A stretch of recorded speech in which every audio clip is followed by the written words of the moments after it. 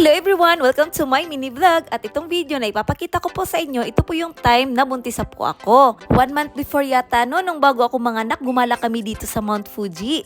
At dito po kami nagstay sa Kyukamura Fuji Hotel. Makikita po dito yung view ng Mount Fuji, lalo na pag nasa Ofuro po kayo. At sa umaga, makikita nyo po yung view ng Mount Fuji sa kwarto nyo. At 2 kwarto ang kinuha ng asawa ko, isa sa amin at isa kina Mama at Hari. At ayan, nagpahinga na sila Mama at Hari after ng mahabang biyahe namin. At yung kinuha pala naming dinner ay yung buffet kasi kasama namin si Hari at saka si Mama para makapili naman sila kung ano yung gusto nilang kainin.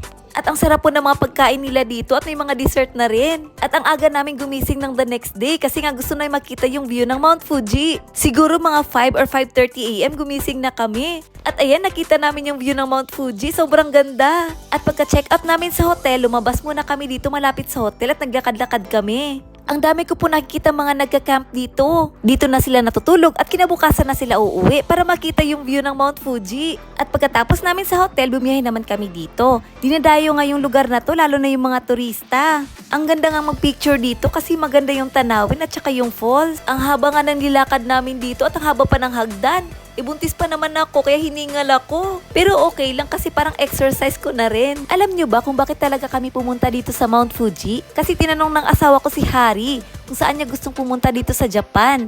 At ang sabi naman ni Hari, gusto niyang puntahan ang Mount Fuji. Kaya tinupad ng asawa ko yung pangako niya kay Hari na pupunta dito sa Mount Fuji.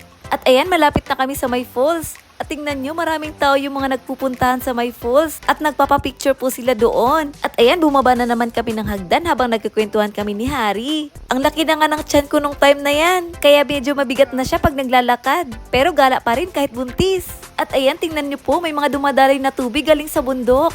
Ang sarap pakinggan yung agos ng falls. Grabe, nakaka-relax po dito habang nanonood ka po ng falls. Nung time po na nagpunta kami dito is medyo malamig po yung panahon kaya wala po naliligo dito. Hindi ko alam kung pwede itong liguan pag summer kasi parang pang tourist attraction lang talaga to dito. At pagkadating namin sa gitna, nagpicture-picture na rin kami at yung background namin yung falls. At pagkaakyat niya po dito sa taas po, may mga bilihan po na souvenirs. At nakabili nga si Hari dito ng umbrella na parang pang-espada na style. At ayan, lagi niyang bit-bit. At bumiyahe na naman kami at dito po kami pumunta. Medyo malapit lang din po ito dito. At may nakikita ako mga nagtitinda sa gilid at may mga kumakanta na rin. Ibang lahi po yung kumakanta kasi hindi po English yung kinakanta nila. Pakinggan niyo po.